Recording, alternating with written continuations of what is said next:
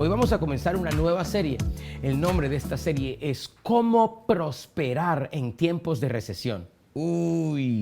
Lo voy a decir otra vez, ¿cómo prosperar en tiempos de recesión? Y nosotros creemos que no importa lo que esté pasando, Dios ha prometido que este año íbamos a prosperar. Esa fue la promesa que nos dio el 31 de diciembre del año pasado y yo creo que no importa que venga coronavirus, COVID-19, cuarentena, pandemia, si Dios lo dijo, yo lo creo y si yo lo creo, tiene que pasar. Aunque el coronavirus sea grande, conozco a uno más grande, es el Rey coronado. Y como el Señor lo prometió, tiene que ocurrir. Este año vamos a terminar bien. Alguien tiene que escribir eso ahí mismo en los comentarios. Este año voy a terminar bien. Vamos, hazlo personal y di: este año voy a terminar bien. Yo, mi familia, mis hijos, los hijos de mis hijos. Vamos a terminar bien. Pero para esto necesitamos entender principios de reino y aplicarlos en nuestra vida. Principios de cómo prosperar en tiempos de recesión. Hubieron muchas recesiones en la Biblia, en las Escrituras, y vamos a ir por un viaje bíblico en esta serie en los próximos 4 domingos, donde vamos a ver las recesiones bíblicas y cómo prosperaron los hijos de Dios en tiempos de recesión. Tiempos de recesión. Porque la verdad es que los tiempos buenos tienen su lujo, ¿sabes? Pues cuando pienso en mi niñez, no puedo dejar de pensar las cosas que muchas veces no consideramos, ¿ves? Que la usamos, pero subestimamos su importancia y su valor. Por ejemplo, los toilets dentro de casa. Vamos, por favor, alguien ayúdenme. Alguien que sepa lo que estoy diciendo. Un toilet dentro de casa. A veces subestimamos la bendición de tener toilets dentro de casa. Donde yo nací y me crié, usualmente los toilets eran un hueco en la tierra, en la parte de afuera, en el patio. Por favor, ayúdenme si alguien sabe. De hecho, eso es lo normal todavía en algunos de nuestros países. El hueco es la letrina, el toilet, la letrina, afuera, el patio. Así que yo quiero que se imaginen un momento cómo sería su viaje usual en medio de la noche hacia el baño, en el patio, en el medio de la nada, en el frío o en la lluvia, y cuando tienes que salir y no puedes esperar. Subestimamos las cosas que tenemos, ¿sabes? O, por ejemplo, el agua caliente. El agua caliente. Donde yo me crié, en aquellos tiempos no había agua caliente. Así que imagínate tu ducha normal mañanera sin agua caliente. Verdaderamente un reloj despertador. O la pasta de dientes, ¿no? A veces subestimamos la bendición de tener pasta de dientes, de poder tener una conversación amena con alguien sin tener que aguantar la respiración. Vamos, por favor, ayúdenme. Ustedes saben lo que estoy hablando, ¿verdad? O esto. La habilidad de tener opciones de comida, el poder escoger qué vas a comer. En esta nación tenemos la bendición, en Estados Unidos, de escoger qué es lo que vamos a comer, y tenemos tantas opciones que a veces no sabemos ni qué vamos a comer. Ayúdenme, por favor. ¿Quiénes saben lo que estoy hablando? Vamos, pónganme ahí. Yo sé. Sabemos, ¿verdad? Porque tenemos opciones. De hecho, les puedo ser honesto. En mi casa, esto me da un poquito de vergüenza, pero lo voy a decir.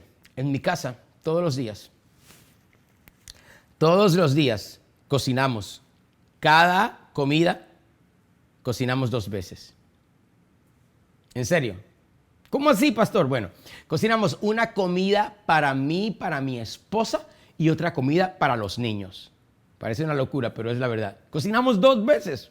¿Por qué? Bueno, porque los niños no comen nuestras comidas, porque esa comida es comida de adulto. Así que ellos no comen comida de adulto, ellos comen comida de niño, la comida que a ellos les gusta.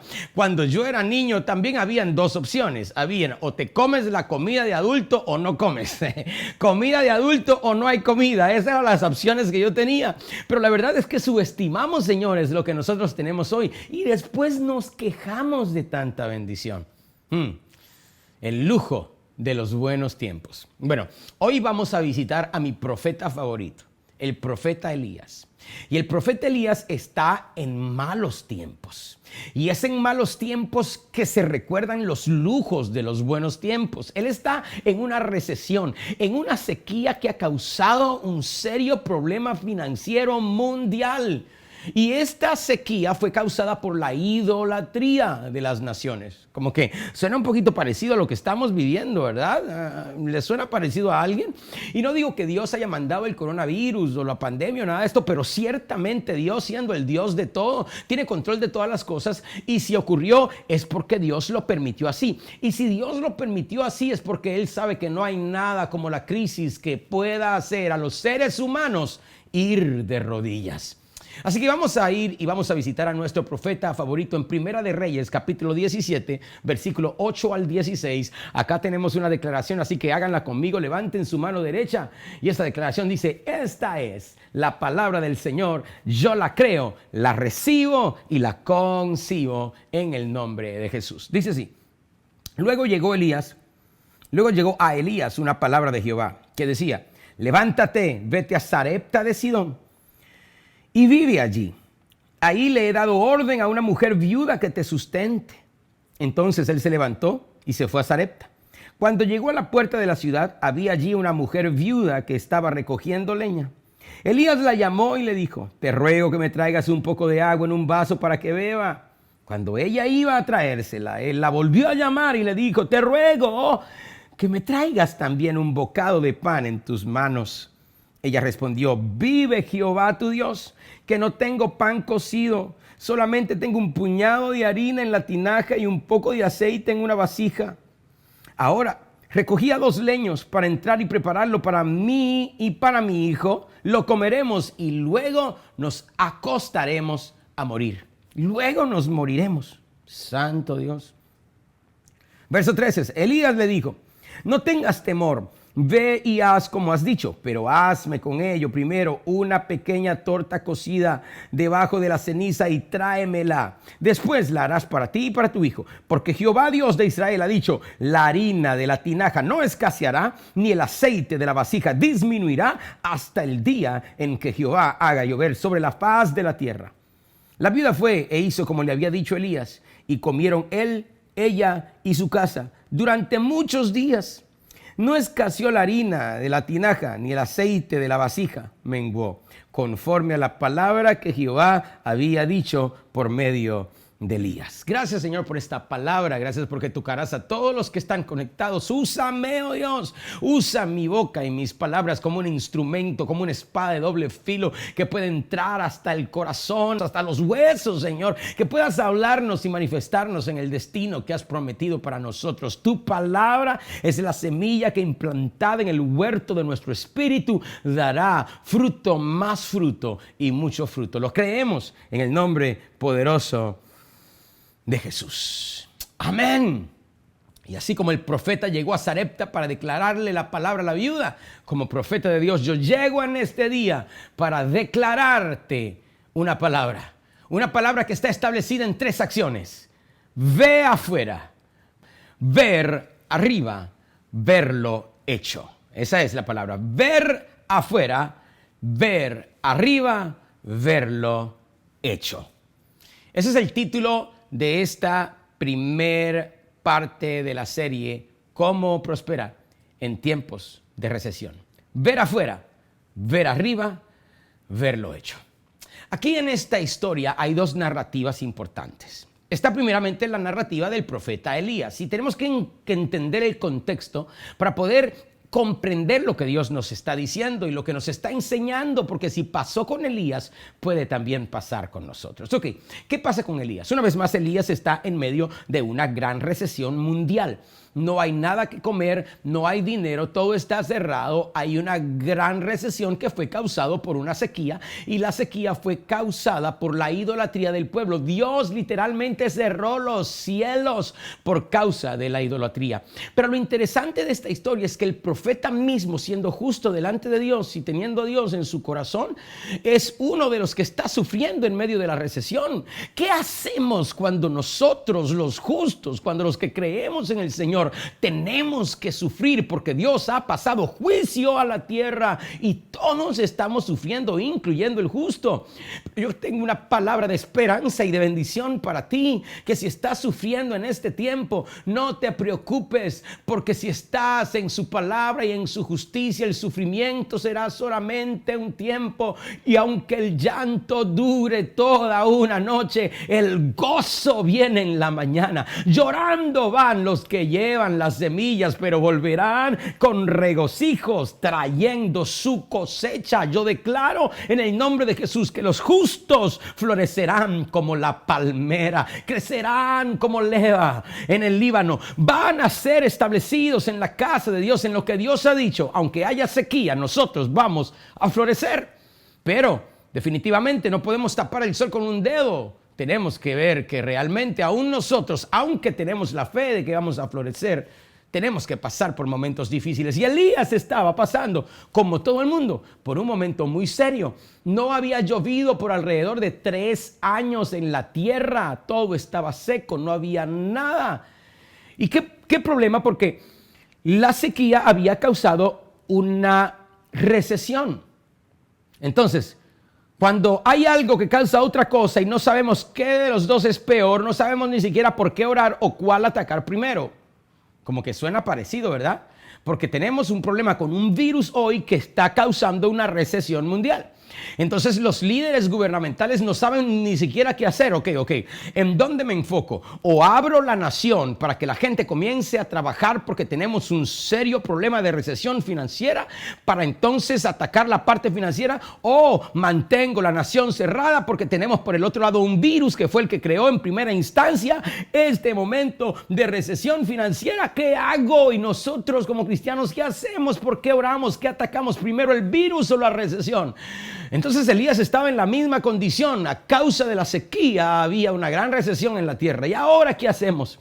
Y yo quiero que escribas algo allí donde estás. Quiero que escribas algo en los comentarios, y quiero que escribas: la pobreza espiritual siempre te llevará a la bancarrota financiera. Vamos, escríbelo. La pobreza espiritual siempre te llevará a la bancarrota financiera. La pobreza espiritual, no importa que el injusto prospere por un tiempo. Va a llegar el momento en el cual Dios va a pasar los recibos, y aún las riquezas que haya alcanzado, ¿de quién será? Aún lo que tiene le será quitado, porque la pobreza espiritual siempre nos llevará a la bancarrota financiera. Era lo que había pasado en Israel, es lo que pasó durante la historia y es lo que está pasando en este momento. El mundo estaba en una gran pobreza espiritual que ahora los está llevando a una bancarrota financiera. Y ahora Elías está en una misión porque Dios le dice: necesito que vayas a este pueblo que se llama Sarepta, y ahí vas a encontrar una mujer que yo he mandado a que te sustente. Así que Elías va en esta misión. Ok, Dios mandó a una mujer que me sustente. Esta es la promesa de Dios. Alguien escriba: la promesa de Dios, la promesa de Dios tiene que ser grande, la promesa de Dios tiene que ser buena. Así que me parece ver que Elías está entrando a Sarepta y está buscando la mejor mansión, está buscando el mejor lugar, está buscando donde hay comida, está buscando, porque esto se trata de la promesa de Dios. Sin embargo, cuando Dios le dice: detente, ahí está la promesa, y él mira, es una vieja seca, débil, enferma, recogiendo palitos secos del piso. Bendito Dios. ¿Qué haces cuando la promesa se ve peor que el problema?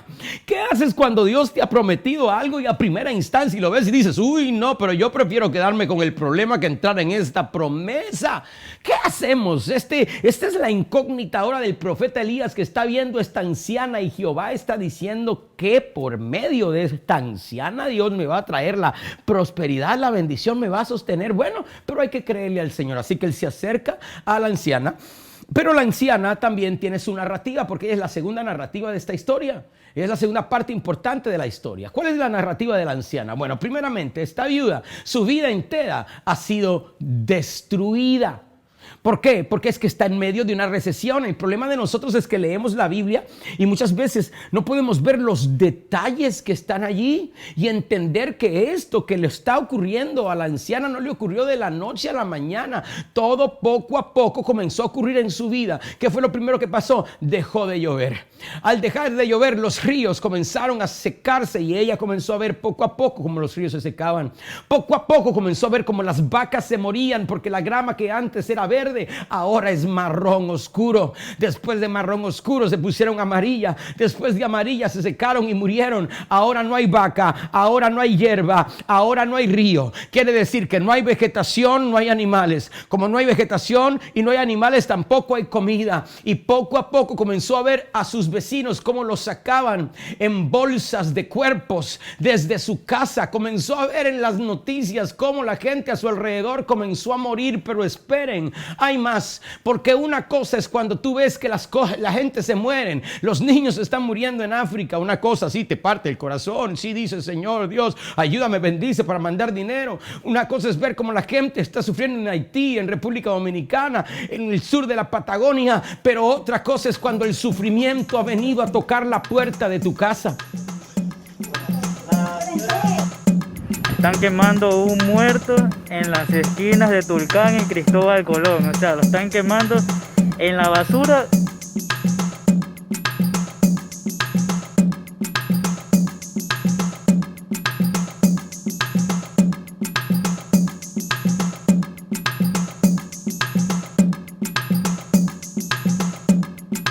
¿En qué mundo vivimos, por Dios?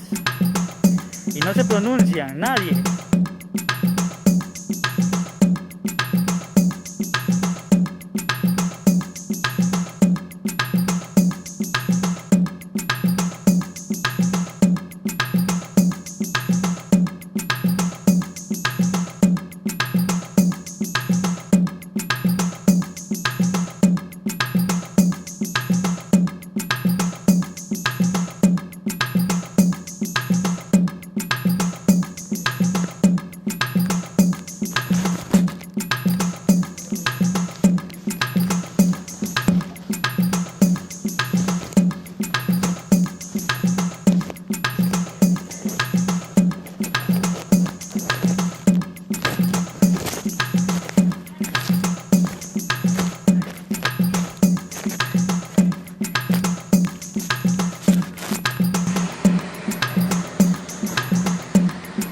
Miren los cuerpos de coronavirus.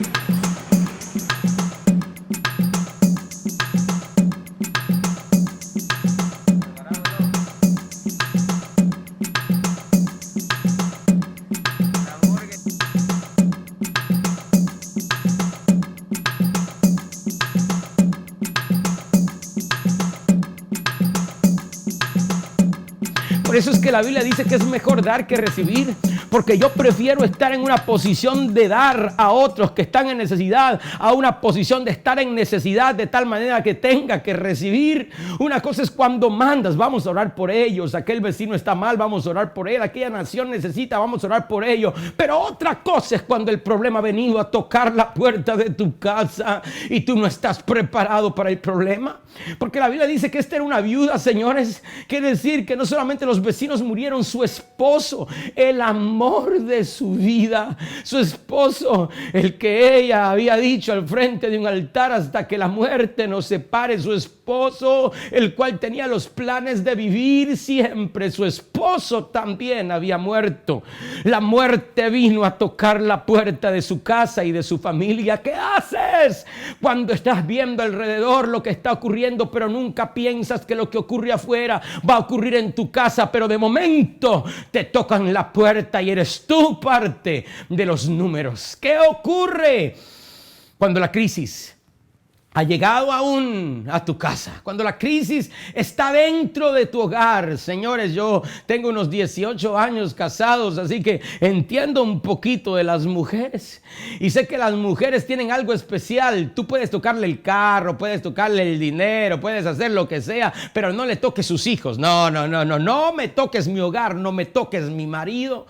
Así que esta mujer está en medio de esta transición tan terrible, donde lo que jamás pensó que ocurriera, ahora está ocurriendo, ahora está enterrando el amor de su vida y aún peor de todo, está sola y con un pequeño niño.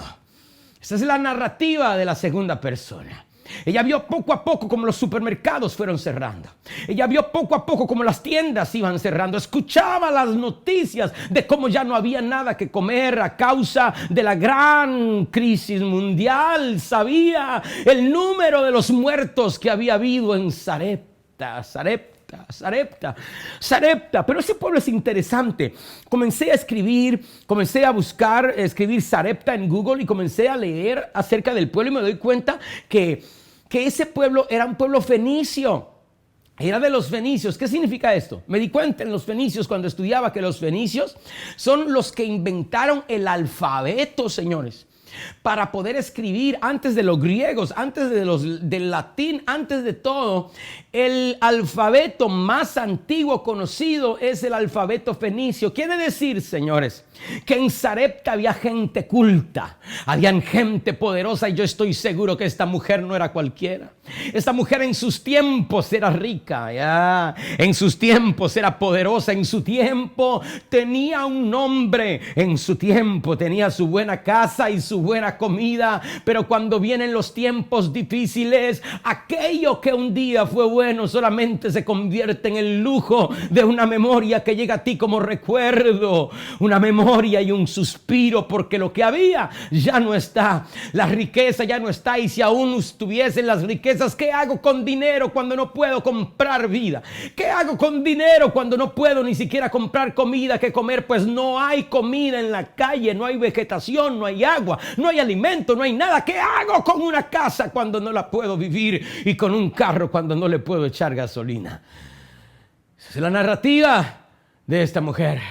En su tiempo fue rica, esplendorosa, con grandes vestidos, pero ahora está seca, ahora está en sus huesos, ahora está flaca, ahora está débil y ahora parece una anciana, aunque todavía le quedan muchos años de vida, porque es joven pero destruida, con años pero anciana, levantando poco a poco cada uno de los palitos secos que puede quedar alrededor, porque todo lo que había era sequía. Esta es la mujer que vemos ahora, que en su tiempo tenía esa luz en sus ojos, pero aún la luz se ha apagado a causa de la recesión. Antes peleaba por la vida, pero ya ni siquiera pelea por la vida. Antes tenía personas que la odiaban. Antes tenía personas que hablaban de ella. Yo siempre he sido bendecido y bendigo a Dios y adoro a Dios por los que me maldicen, por los que me odian, por los que hablan de mí. Porque si tengo gente que hablan de mí, quiere decir que tengo un nombre todavía. Si tengo gente que mencionan mi nombre, quiere decir que mi nombre es relevante para ellos. Si tengo gente que están hablando, es porque algún ruido estoy haciendo. Pero ella ha perdido aún los que mencionaban su nombre, aún los que hablaban de ella. Ya no hablan más de ella porque ni siquiera tiene un nombre por el cual puede ser expresada. Pues la Biblia se refiere a ella como la viuda. Solamente la viuda, ya no hay un nombre que cuidar, solamente la viuda. Por eso es que yo digo que aún los que hablan de ti es un lujo de los buenos tiempos. Y esta es una mujer real, una mujer que amaba a su marido, una mujer que ama a su hijo, una mujer que se desvivía por hacer comida, hacer diferentes opciones. No te gusta esto, mi amor, pues te sirvo esto. No te gusta aquí, te gusta acá, te gusta más dulcito, no te preocupes, yo te hago otro. Pero ahora el niño viene donde ella y dice: mamá, tengo hambre. Y ella le dice: mi amor, pero es que esto es lo único que hay, tienes que comer esto porque no hay nada. Porque ahora están en tiempos de recesión, en tiempos de sequía. Y la verdad, cuando pienso en esta historia, yo no sé si el profeta vino a bendecirla a ella o ella estaba allí para bendecir al profeta. Porque aunque la Biblia dice que Dios había, sí, comandado a la viuda a sustentar al profeta, yo creo en cierta manera que la viuda necesitaba más del profeta que el profeta de la viuda. Oh, yes, el profeta había acabado de caminar 40 días y Jehová lo había sostenido. Aún con cuervos le había mandado pan y carne en la mañana y en la tarde y en la noche. Así que el profeta no tenía problema, el profeta no estaba preocupado. El profeta sabía que Dios iba a hacer lo que tenía que hacer para mantenerlo con vida. Pero ahora estamos viendo una viuda que estaba lista para morir. que no tenía más comida, que no tenía más dinero, que no tenía más nada. Así que yo creo que el profeta realmente había venido para bendecir a la viuda y sustentar a la viuda en vez de la viuda sustentar al profeta. Y para ello, el profeta le da 3 mandatos proféticos que son los que yo quiero darte hoy. Como profeta de Dios, quiero venir a darte 3 mandatos proféticos. Y es el título de este mensaje. Ver afuera. Lo primero que el profeta le manda hacer a la viuda para poder ser próspera en tiempos de recesión es ver afuera. Escríbelo en los comentarios. Ver afuera. Tienes que ver afuera. Veámoslo. Versículo 9, otra vez, dice, levántate, vete a Sarepta de Sidón y vive allí, le dice Jehová al profeta. Ahí le he dado orden a una mujer viuda que te sustente. Entonces él se levantó y se fue a Sarepta. Y cuando llegó a la puerta de la ciudad, había allí una mujer viuda que estaba recogiendo leña. Elías la llamó y le dijo, esto es lo primero que le dice, este es el primer mandato profético, le dice, te ruego que me traigas un poco de agua en un vaso para que beba. Tienes que ver afuera, ver afuera. ¿Qué es lo primero que el profeta está haciendo con la mujer para que pueda ser prosperada en tiempos de recesión? Tiene que llevarla a un punto en donde ella no esté tan preocupada de su propia necesidad. Porque tendemos y somos tentados a estar tan enfocados en lo que nosotros estamos pasando en medio de una pandemia, en medio de una cuarentena, en medio de una recesión, que solamente vemos lo que está ocurriendo en nosotros, pero no vemos lo que está ocurriendo en los demás. Así que el profeta lo primero que tiene que hacer es sacarla del egocentrismo, del centralismo, de aquello que la ata a solamente ver su condición y no pensar en que hay algo que puedes dar a otras personas en necesidades. Tienes que ver afuera. Quieres ser bendecido, quieres ser próspero en este tiempo de recesión, tienes que aprender a ver afuera. Yo sé que quizás necesitas comida en tu casa, yo sé que quizás necesitas dinero para pagar tus deudas, pero el Señor te dice, yo soy la fuente de tu bendición, yo soy todo lo que necesito. Es por eso que cuando me preguntan mi nombre, yo no les doy un nombre, lo que les digo es que yo soy el que soy.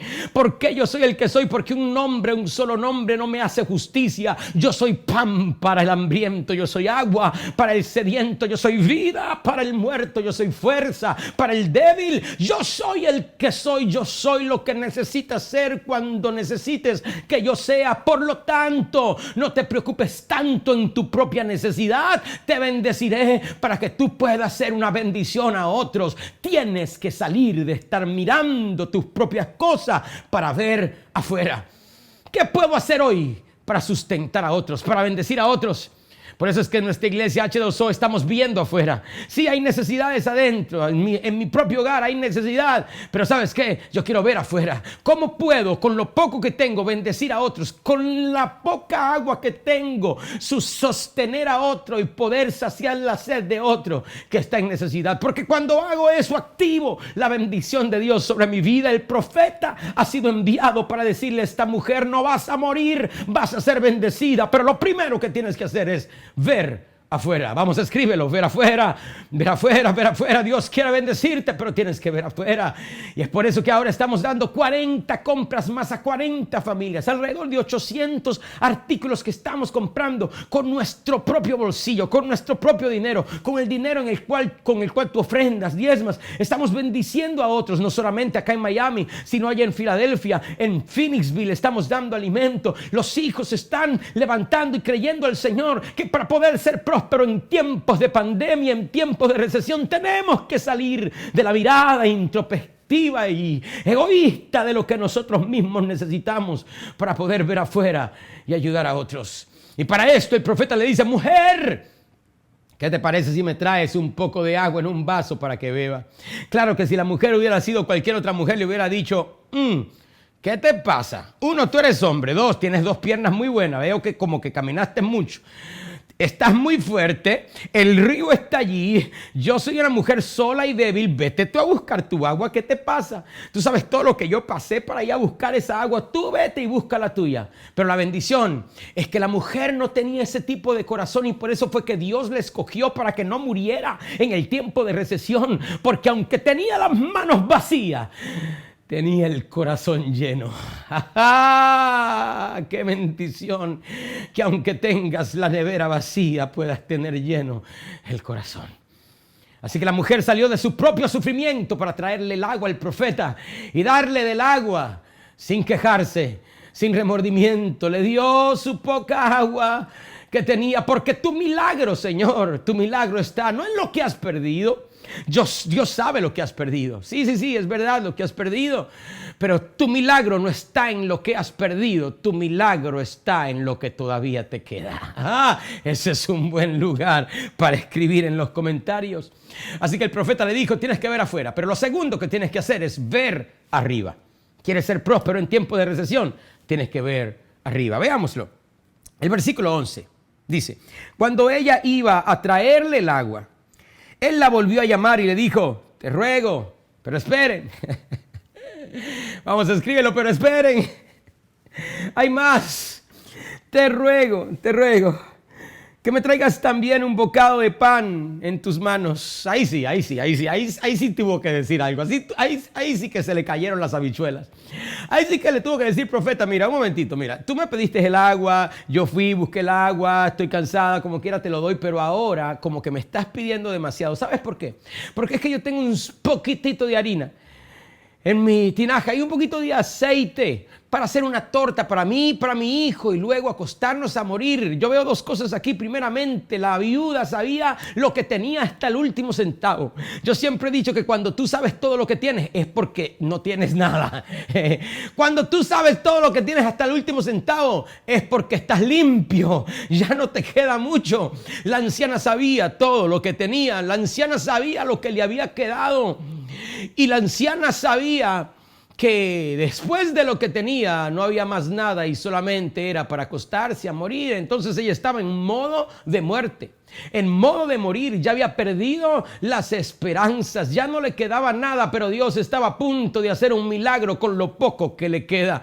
Así que yo no sé cuántas cosas te han quedado después de esta gran cuarentena, que es más de 40 días. Deberíamos de llamarle centena o noventena. Yo no sé cómo le vamos a llamar a esta cuestión, pero después de esta cuarentena no sé cuánto te haya quedado, pero tu milagro no está en lo que se perdió, tu milagro está en lo que te queda.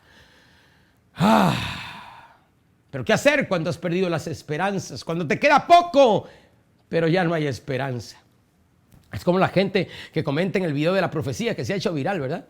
El del 31 de diciembre dijimos, este año será un año próspero, será difícil. Dios nos va a llevar al diseño original y eso va a ser difícil porque para que Dios nos lleve al diseño original tiene que derrumbar muchos edificios que no se levantaron conforme al original concepto.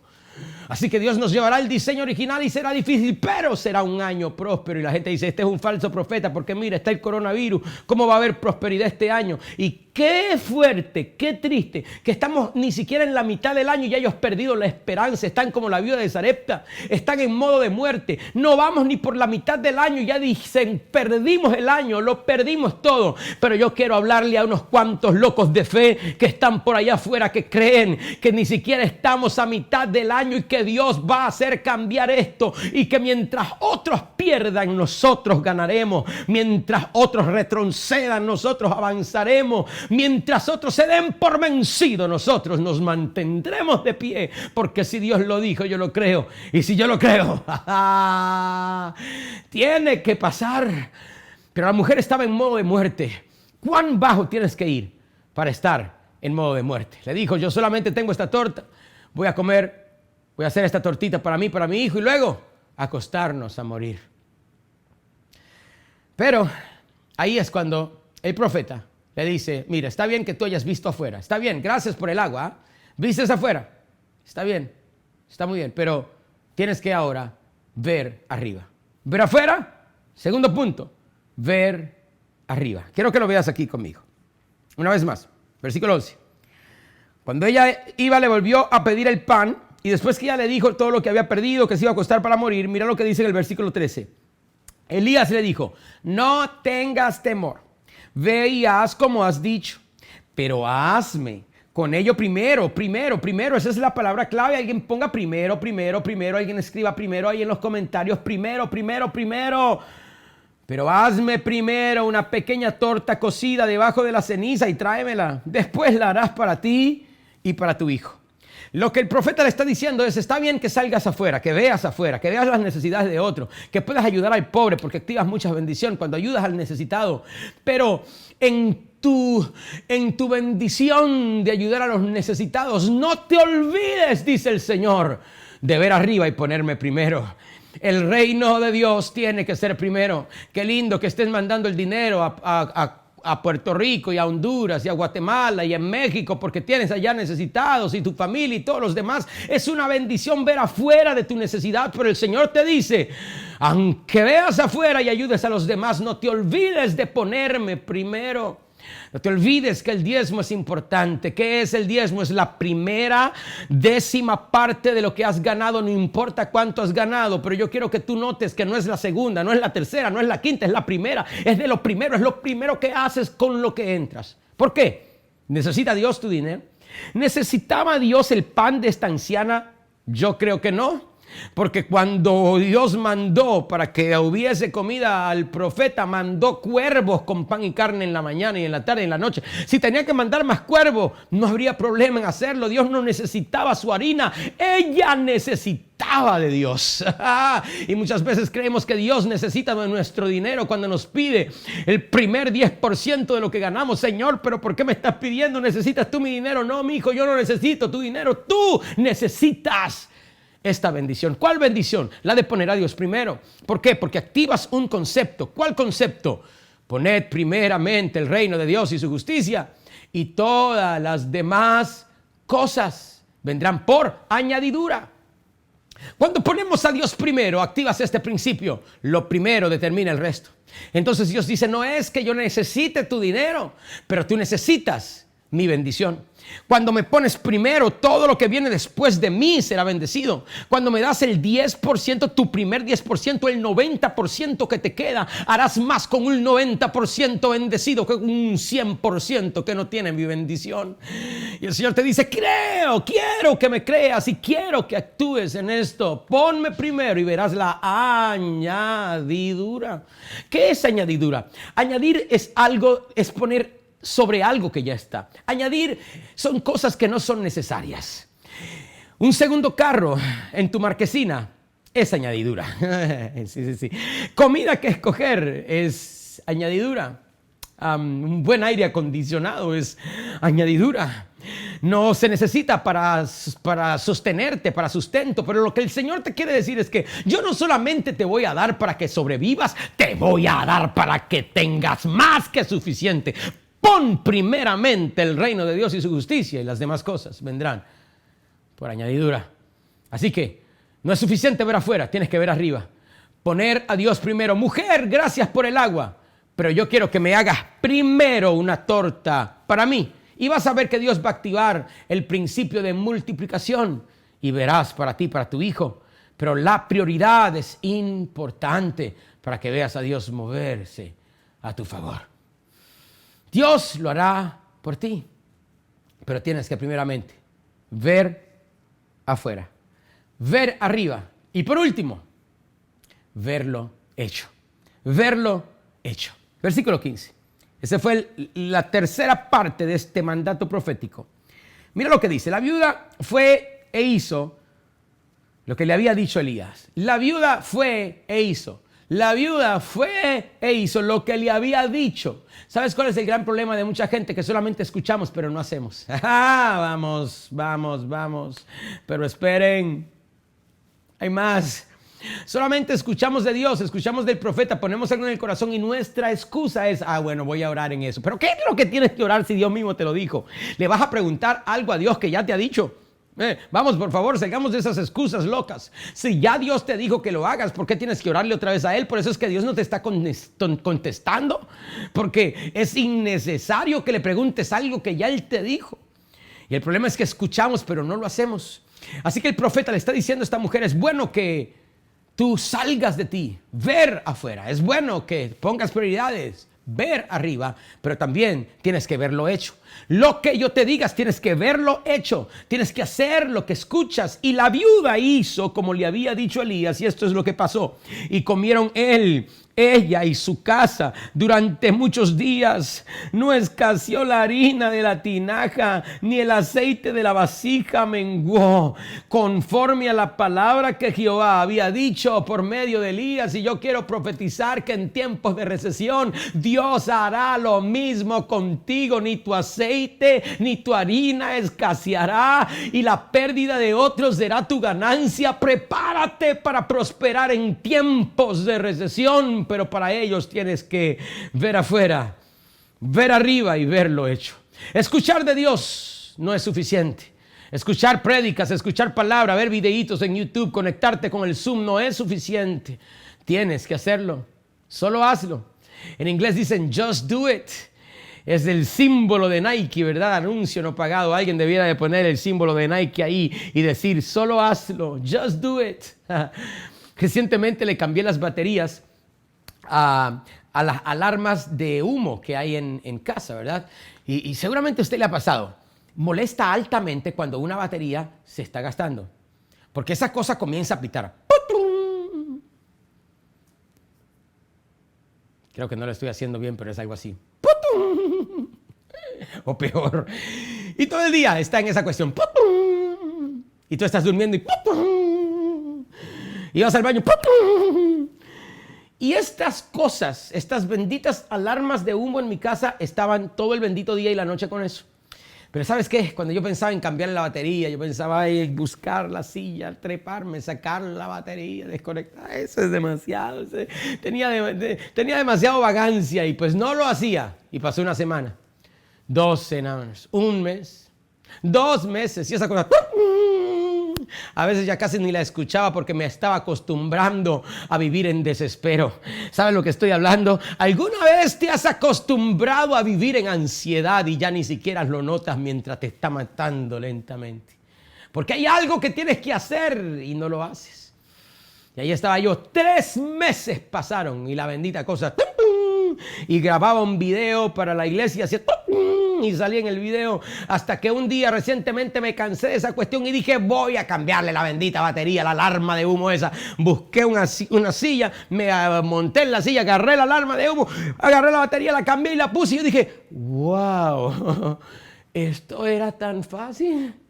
Era más fácil de lo que creí. Literalmente me tomó unos 3 minutos cambiar la batería y yo dije, Dios mío, 3 minutos por 3 meses de angustia. Y así andamos nosotros, meses de angustias por dejar de hacer algo tan simple que Dios nos está mandando a hacer. Por favor, solo hazlo. Just do it, baby. Just do it. Lo que Dios te está mandando a hacer, levántate como la viuda y hazlo.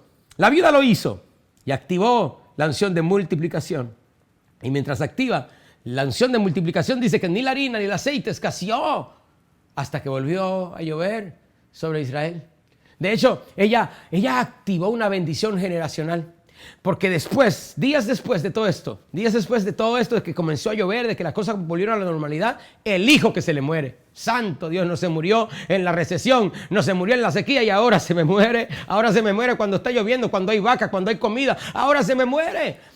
Pero es que cuando sembramos en tiempos difíciles, sembramos en bancos celestiales que guardan muy bien la contabilidad de lo que hemos hecho. Y aunque ahora sí tenía comida y sí tenía dinero y sí tenía paz y sí tenía bendición, el hijo se le murió y el mismo profeta volvió a su casa y al volver le levantó al hijo de entre los muertos. Y esto fue todavía cosecha de las semillas que había sembrado, porque no solamente escuchó a Dios decir algo, sino que lo hizo. Así se prospera en tiempo de recesión. Establecer bendiciones generacionales donde nuestros hijos y los hijos de nuestros hijos todavía gocen de las cosechas, de las semillas que nosotros sembramos. La Biblia dice que un buen hombre, alguien escriba, buen hombre, yo quiero ser un buen hombre, el buen hombre. La Biblia dice, no dice que el buen hombre es el que ora mucho, no dice eso, no dice que el buen hombre es el que ayuna mucho, no dice eso. Dice, un buen hombre deja herencia a los hijos de sus hijos. ¡Wow! Así es como la Biblia categoriza a un buen hombre. Pues yo quiero ser un buen hombre. Yo quiero sembrar semillas en mi tiempo de vida que aún mis tataranietos estén cosechando de ella. Pero esperen, hay más. En medio de toda esta historia, mientras estudiaba, Encontré algo que me voló la cabeza, que en todos mis años de predicador nunca lo había escuchado ni lo sabía. Que conforme a la costumbre judía, este muchachito que Dios salvó en el tiempo de la sequía, porque mandó al profeta a salvarlo, este muchachito que después se murió, después de llover y se murió y el profeta lo resucitó, luego se convirtió en un gran profeta. ¿No sabrás cuál es? Conforme a la historia judía, este muchachito se convirtió en el profeta Jonás. Sí, aquel que salvó a una gran nación, a toda una isla, aquel que llegó a Nínive, aquel que cambió la historia de un continente, aquel que todavía hoy por hoy lo mencionamos porque su viejita linda, se atrevió a no solamente escuchar de Dios, sino a hacer lo que Dios le está diciendo. Mi pregunta hoy es, ¿qué es lo que Dios te está diciendo? ¿Te está diciendo Dios que estés en tu casa viendo Netflix todo el día? Viendo todas las películas que encuentres y todas las series porque estás en tiempo de cuarentena. ¿Es lo que el Señor te está pidiendo? ¿O te está pidiendo el Señor que busques maneras de poder predicar el Evangelio, de hacer grupos en casa, de activar los H2O grupos, de poder ser líder en la iglesia, de alcanzar gente, de consolidar a través de la LBS, de consolidar a través de las maneras que puedas, por teléfono, conectar gente a través de los enlaces? ¿Qué te está pidiendo el Señor? ¿Que estés metido, escondido, sin hacer nada, echando barriga en tu casa? ¿O te está pidiendo el Señor que en este tiempo puedas actuar para ver el reino de Dios moverse mientras todo lo demás está en pausa? El profeta llegó para decirle, mujer, ¿quieres prosperar en tiempo de recesión? Haz 3 cosas. Tienes que ver afuera. Sal de tu propio egocentrismo y ayuda a los demás. Tienes que ver arriba. No te olvides que antes de ayudar a los demás tienes que poner al reino de Dios primero. Y tienes que ver lo hecho. No solamente escucha lo que estoy diciendo. Haz lo que digo y verás a Dios moverse a tu favor.